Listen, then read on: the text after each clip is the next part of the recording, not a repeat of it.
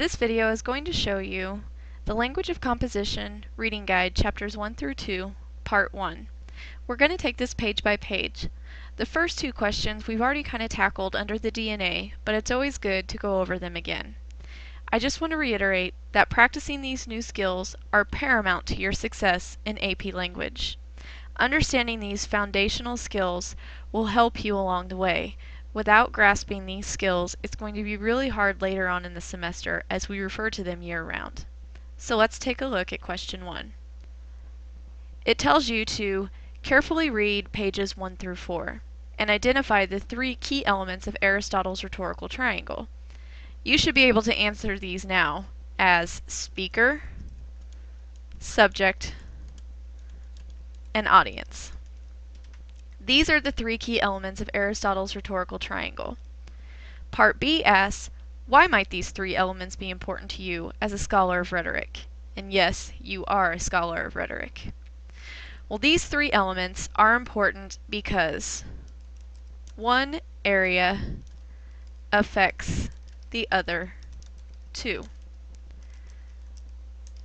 Without paying attention to all three, any argument will fall short. Therefore, for you as students of rhetoric, you need to make sure that when you are crafting anything for this course, or anything that you write for that matter, that you need to make sure that you understand your role as a speaker, the subject which you are talking about, and the audience, so that you try and find common ground, and so that they become interested in what you have to say, whether or not they thought they would be in the first place. Question 2 says to continue reading on to pages 4 through 9. This is where it tackles ethos, logos, and pathos. What you do know now is that ethos is seeking common ground. You can find common ground by trying to find something that is similar between you and the people that you're speaking to. If you're older than the audience that you're speaking to, you may try and relate by bringing up stories of your past. If you are in front of an audience where everyone is your equal, then that's going to be pretty easy to find common ground. But typically you are going to have to come across as someone that is obtainable, easily understandable by the audience. The second part of ethos that you need to remember is that you have to answer this question. Why am I listening? Why is the audience there listening to you? Do they have to be there? Did they come of their own accord? All of this is going to help you in establishing the level of ethos that you need to maintain with the audience. Why are they listening to you? Keep that in mind. The second persuasive appeal is logos. This is the facts, this is the statistics, this is the nuts and bolts of any argument. What is the subject that you're talking about? Logos, while may it be boring at some times, this is what will really help an argument win over in the end. Logos is also how logical and clear is your thesis. Do people actually understand what it is you're talking about?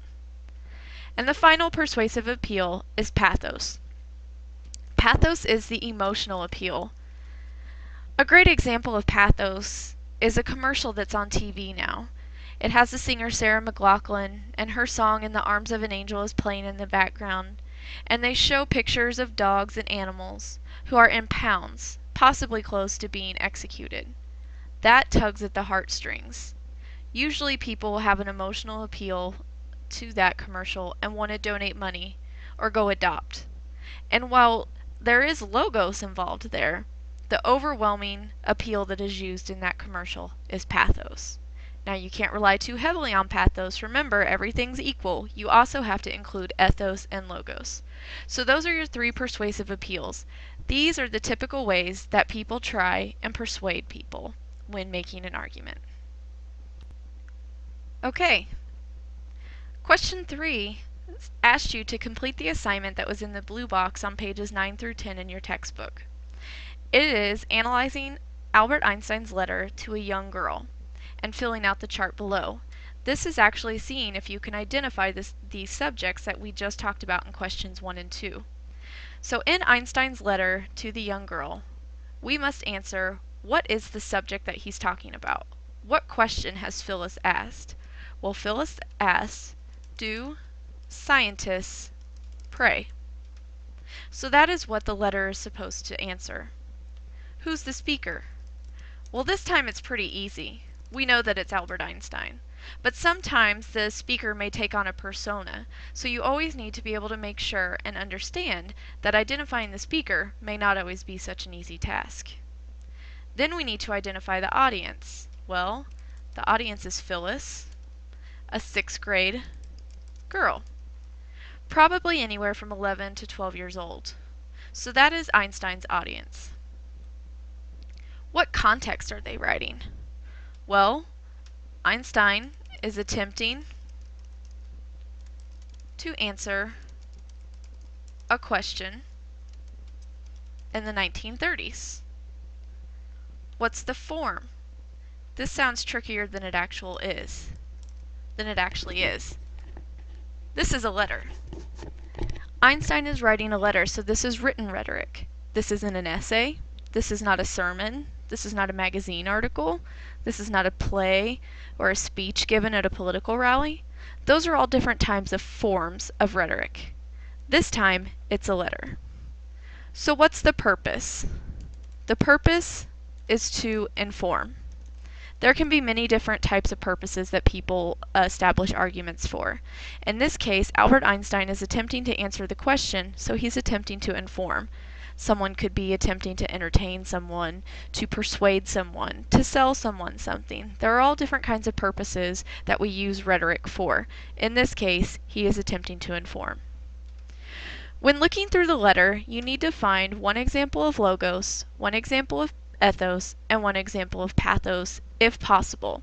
This will give you a chance to see whether or not Einstein himself uses the different rhetorical appeals effectively. Remember, logos is the facts and statistics. He does that almost throughout the entire letter. But one example that he does very well is when he attempts to establish what science is in the second paragraph. In the second paragraph, Einstein explains that science is based on a certain set of laws. This is logos. This is fact. That is true. The establishment of ethos is kind of predetermined. Everyone knows that Albert Einstein is a fantastic scientist. Even in the 1930s, he was one of the greatest minds of that time. So his ethos, his credibility, is established right away. It's also established in line 1, when he says, I have attempted to answer your question as simply as possible. There he's giving credence to Phyllis, saying, I understand that this may be an important topic to you, and I'm going to try and answer this as swiftly as I can. Example of pathos. In the final full paragraph, Albert Einstein attempts to talk about religion versus faith and spirituality. He's actually trying to evoke Phyllis's emotions, because obviously for a 6th grade girl to write, Do Scientists Pray, she's pondering religion, and she's coming up, typically from a household that may consider this to be a great strength. So Einstein recognizes this, and this is his one feeble attempt at establishing pathos. It falls short, albeit, but keep in mind, this is a brilliant mind attempting to write to a 6th grade girl. So, how effective is he? Was he very effective? Simply effective? Somewhat effective? Ineffective? Very effective? Obviously, this is your own personal choice. What really matters in this piece is how you explain your rating. You need to be able to give reason as to why you chose what you chose. Just remember that with everything, every argument that is made, some people are going to find your message very effective, while others will find it very ineffective, even though they're sitting in the same room at the same time hearing the same message. That's the trouble with rhetoric. It's really in the audience's hands how they determine what it is you actually said. So make sure that you explain why you chose what you chose for Albert Einstein's effectiveness. So in class, we only got to answer the first 3 questions. We will continue this assignment on Monday. If you're absent on Monday, check the YouTube database for the video that covers the rest of this assignment. And as always, please feel free to come see me if you have any questions.